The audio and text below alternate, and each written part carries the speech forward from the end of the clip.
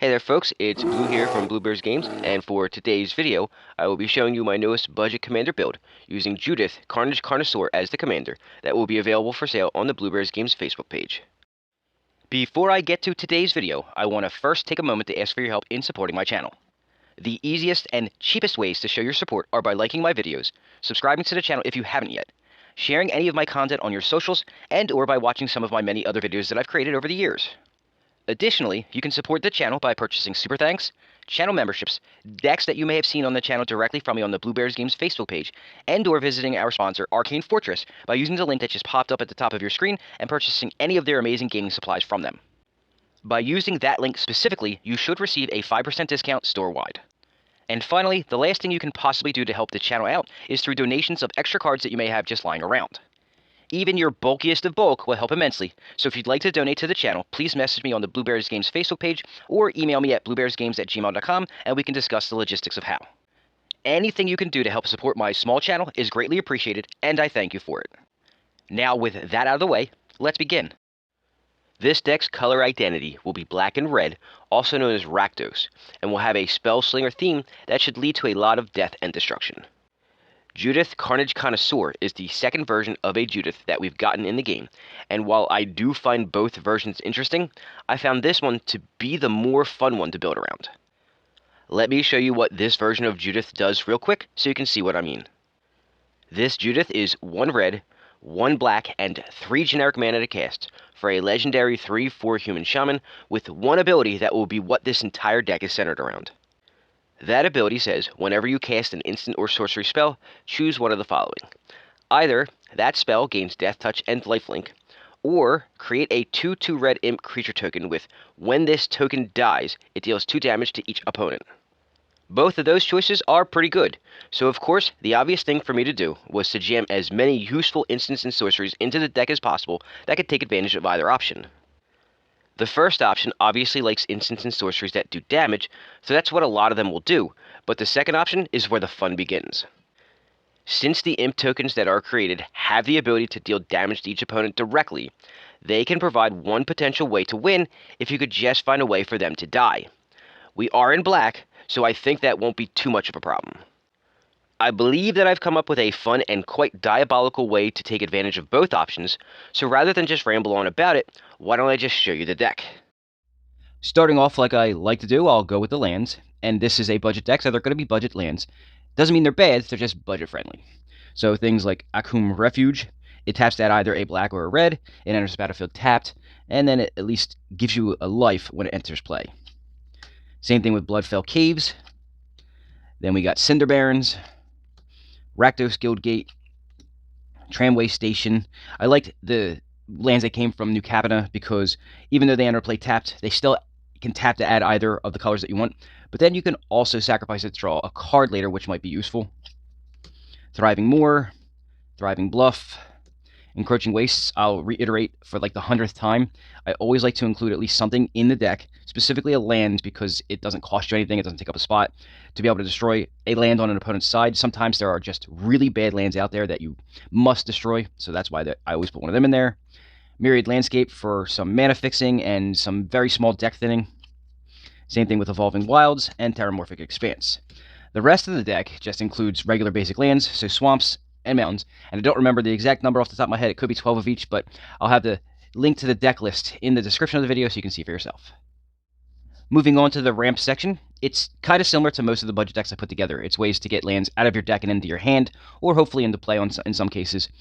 We start off with Renegade Map, 1 to cast, enters the battlefield tapped, but then you can tap it later and sacrifice it to go search your library for a land and put it into your hand. This one goes and gets a basic land, so again, deck thinning. Even though it's small, it's still better than drawing a land later.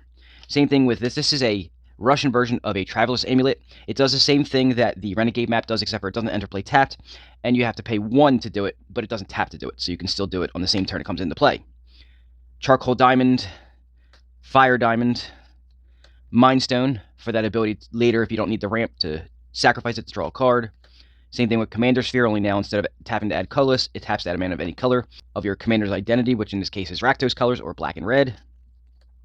Glittering Stockpile, it's a mana rock that has an advantage, so it does cost 3 to cast, and it only taps to add just 1 red.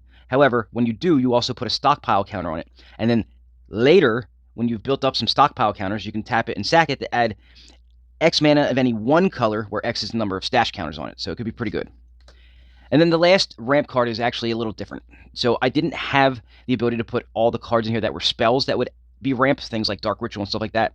Monetarily, they're just really expensive and they add up quickly. But one of them that wasn't was Infernal Plunge. So this one is a 1-to-cast sorcery that has an additional cost to cast it. You have to sacrifice a creature, which goes great in the theme here. And then you add 3 red mana to your mana pool. Obviously, this isn't going to be used early game because all the creatures in this deck are quite important, but mid to late game, it could be very good. As far as the creatures go, there are not many, but what there are do what they do very well. It's split up into 2 sections. One of them, which is the most important part of it, is ways to win. The second section will be utility. So what I mean by ways to win, things like this. Thermo Alchemist, a 2-to-cast 0/3 with Defender, that you can tap it to deal damage to each opponent, and then whenever you cast an instant or sorcery spell, you untap it. So that's how the damage is going to be done, through your instants, but with your creatures. Things like Erebor Flamesmith, a 2-to-cast 2/1 that says whenever you cast an instant or sorcery spell, it deals 1 damage to each opponent. And that's the 2 types of ways you're going to be able to deal damage. So we got that. Firebrand Archer is pretty much exactly the same as Erebor Flamesmith. It's not really much different other than the name. Kestic Flamebreaker, this one's a 2-to-cast 1/3 that whenever you cast a non-creature spell, it deals 1 damage to each opponent. So now things like enchantments and artifacts, they all count for that damage being done. Kindle Spark Duo, it's very similar to the Thermo Alchemist, except for it doesn't have Defender. It's a 3-to-cast 1/3 that you can tap it to deal damage to target opponent, and then whenever you cast a non-creature spell, you untap it. So it doesn't do as much damage because it doesn't deal damage to each opponent, but it's close enough, and the amount of times that you'll be able to untap it in a turn could be quite a lot. Gutter Snipe, 3-to-cast 2/2, whenever you cast an instant or sorcery spell, it deals 2 damage to each opponent. Lambholt Racanteer, I think that's how you say it, is a 4-to-cast 2/4 that whenever you cast a non-creature spell, it deals 1 damage to each opponent. However, it does happen to flip. Because it is a werewolf, it has the day-bound, night-bound cycle, and how that works is on the bottom of the card. But when you do have it flipped, it now deals 2 damage to each opponent whenever you cast a non-creature spell. So those are the creatures that help you win the game by dealing damage. Then we have some utility creatures. So Young Pyromancer, a 2-to-cast 2/1 that says whenever you cast an instant or sorcery spell, you create a 1/1 red elemental creature token. Helps put more stuff on the board for you to block with or possibly attack with later. Pestilent Spirit is half of what Judith does.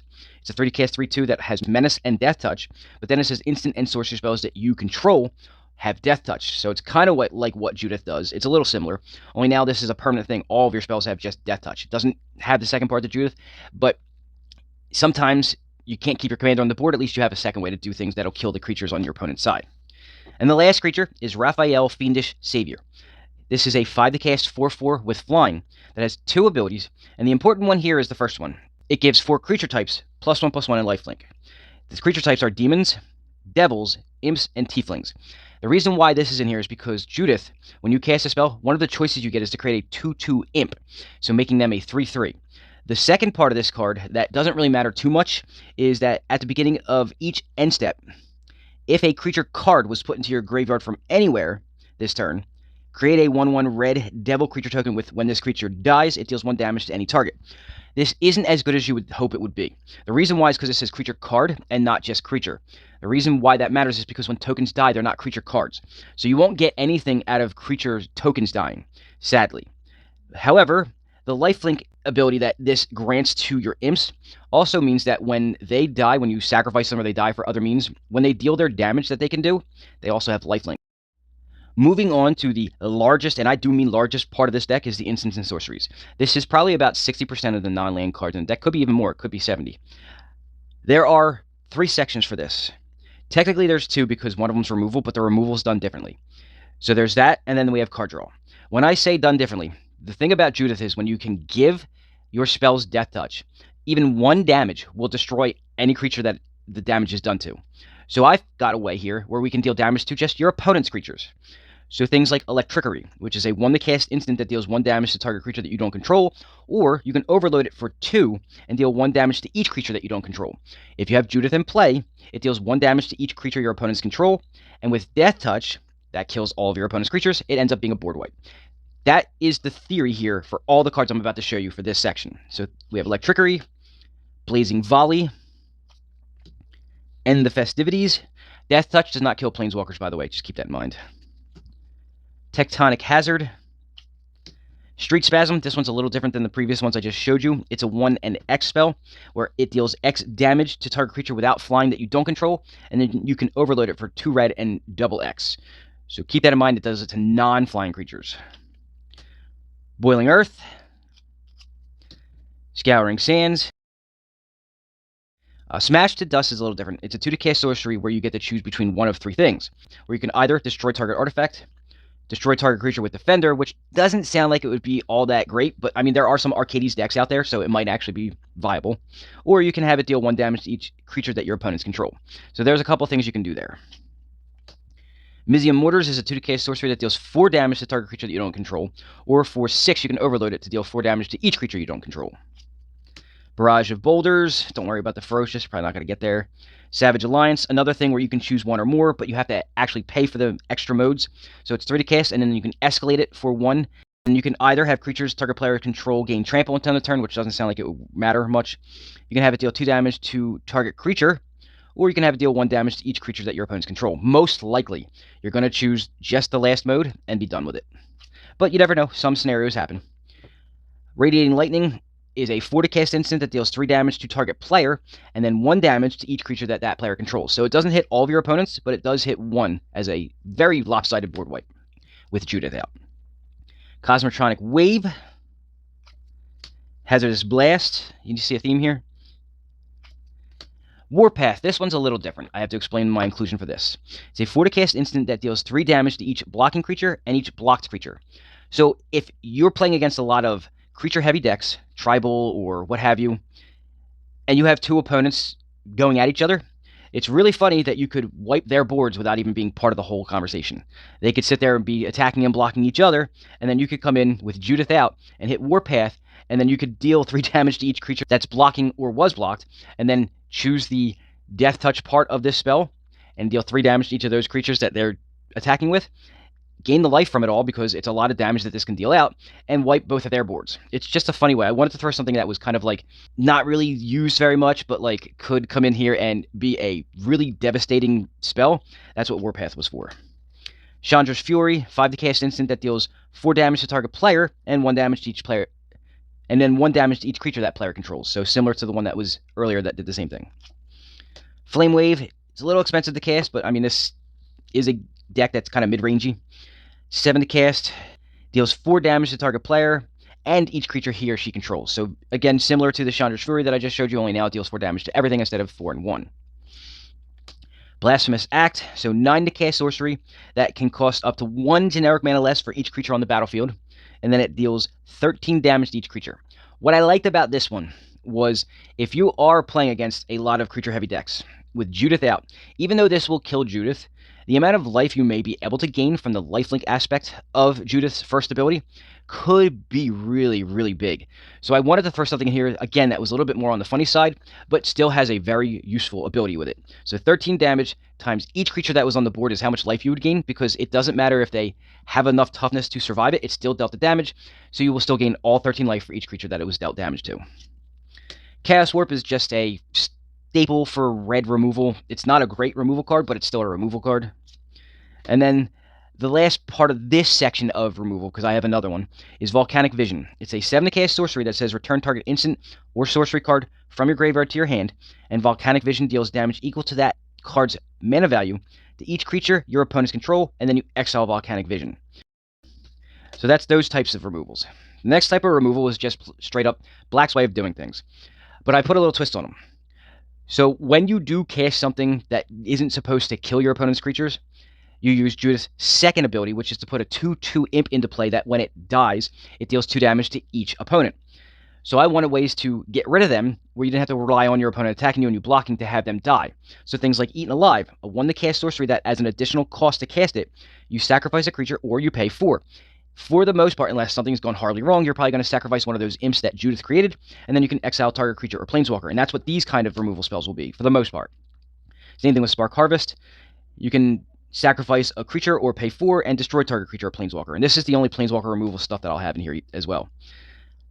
Final Vengeance, 1 to cast. You can sacrifice a creature or an enchantment and exile target creature. The exiles are important here because there are indestructible creatures out there. You do need them to go away, and this is the only way you're going to be able to do it, by exiling them, as long as they don't have hexproof. Severed Strands, this one you gain life equal to the sacrifice creature's toughness, and you destroy a creature an opponent controls. Ultimate Price just destroys target monocolored creature. As much as Commander is usually a multicolor format, there are a lot of monocolored creatures that are going to be on the board, so this just destroys them for 2. Reeve Soul, destroy target creature with power 3 or less for 2. Feed the Swarm, it destroys a creature or an enchantment that an opponent controls, and you lose life equal to that permanent's mana value. So there's not a lot of enchantment removal in black and or red. This is one of the very few. I think there's like 4 total that you might be able to use. The life loss is definitely offset by the fact that a lot of the spells you cast will have lifelink thanks to Judith's first ability. Murder, pretty simple there. Price of Fame, it's 4 to cast to destroy target creature and you surveil 2. However, as far as Commander goes, it costs 2 less to cast if it's targeting a legendary creature, which most of the time you will be. Impale just destroys target creature for 4 at sorcery speed. Grisly Spectacle, same thing, only at instant speed, so 4 to cast for an instant that destroys a non-artifact creature, and its controller mills 4 cards, which, is helpful in some ways. Consuming Ashes is the last one for creature removal. This is a 4 to cast instant that exiles target creature, and if its mana value was 3 or less, you surveil 2. The last piece of removal is going to be Shattering Pulse. It is a 2 to cast instant that destroys target artifact, and you can simply buy it back for 3 when you cast it, so it's repeatable as long as it doesn't get countered, and you have the mana to do so. The next section of instants and sorceries will be card draw. There are a lot. This is a thick section too, not as thick as the removal, but pretty thick. A couple of ways we're going to do it. We're going to do it by sacrificing creatures, kind of like the first couple of removal spells that I showed you. So things like Village Rites, which is a 1 to cast instant that as an additional cost to cast it, you must sacrifice a creature and you draw 2 cards. It's kind of similar to that with Corrupted Conviction, Altar's Reap, and Costly Plunder. They're all very similar. Costly Plunder lets you sacrifice an artifact if you don't have a creature in play to do. There's not a lot of artifact creation in this deck, so you're probably going to choose creature. And then we have Black's suite of card draw cards that are spells, so things like Sign in Blood, Foreboding Fruit. It does actually create a food token if you pay its adamant cost. Read the Bones, you scry 2, draw 2, lose 2 life. Foresight, you surveil 2, draw 2, lose 2 life. Painful Lesson, Live Fast. There's nothing you're going to be able to do with the energy counters as of right now. It's just because it's a 3 to cast, draw 2, lose 2 life, and I wanted as much card draw in here as possible. And the last section of cards I'll show you normally would be divided up into 3 sections, but I only have 3 cards left to show you. It's one of each. It's an enchantment, an artifact, and a planeswalker that would help this deck, so I'm going to show you all of them in the same section. So the enchantment is Fiery Inscription. It is a 3 to cast enchantment that when it enters the battlefield, the ring tempts you. It's not really going to matter. You can do it one time. If you need all that information, you can find out what the ring tempts you does. It's not really important. What's important is that whenever you cast an instant or sorcery spell, this enchantment will deal 2 damage to each opponent. There's a lot of spells in here that are instants and sorceries. This should dole out a lot of damage. The artifact is to protect whatever you need to protect on the board, whether it be the commander or even possibly something that deals damage to each opponent when you cast an instant or sorcery. It's Mirror Shield. It's an equipment that is 2 to cast. The equipped creature gets +0/+2 and hexproof. And then this weird thing with Death Touch that doesn't really matter, and it equips for 2. It's in here to protect whatever you need whenever you need to. The +0/+2 is a nice bonus when you're dealing with things that deal damage to things. And the last card in the deck is Jaya Venerated Fire Mage, a 5 to cast planeswalker that enters with 5 loyalty counters. You're not really going to use the loyalty too much. I mean, you might if it's going to end the game or something like that. But its static ability is that if another source you control would deal damage to a permanent or player, it deals that much damage +1 to that permanent or player instead. So if one of your imps dies, it deals 2, and then if Jaya is in play, it will deal an additional 1. It does have a loyalty ability of -2, which is why I say it's not that important, because you're only going to get 2 uses out of it. But it will deal 2 damage to any target, and because of the static ability of Jaya, it ends up dealing 3. And that, my fellow Spellslingers, was Judith, Carnage Connoisseur, my latest budget commander build that will be available for sale on the Blueberries Games Facebook page. If you're interested in purchasing this or any of my budget decks, just send me a message through the page, as it's currently the only way that I'm making them available at the moment. If you're a fan of lots of creatures dying and or Spellslinger decks, then this is absolutely the deck for you. I told you at the beginning of the video that this deck would bring lots of death and destruction. Was I wrong? Now, you may have noticed a lack of infinite combo in this build like I usually try to include in most of the budget builds that I make and sell. The reason for that is I didn't have pieces like Repercussion or Reiterate to use for the combos that were interesting or fun with how this deck plays. After seeing that I didn't have those cards, nothing else really stood out to me as interesting or fun that could go well with the theme. Besides that, I don't think the deck needed one in its current form. Maybe when somebody purchases the deck and upgrades it a little, it may be worth looking into, as that person may have a different idea of what's fun, but for now, it's fine as is. So, what do you think? Does this deck look like it could be a fun build to try? If you do, let me know in the comments. Well, folks, sadly, that's all I've got for you this week. Thanks for watching, but if you're looking for more Magic content to watch, please go browse through my playlists, as I'm sure you'll find more of my videos that you'd enjoy. Before you go, though, please smash that like button and subscribe to the channel if you haven't yet, so you can be notified when I release new content, which is usually every Friday.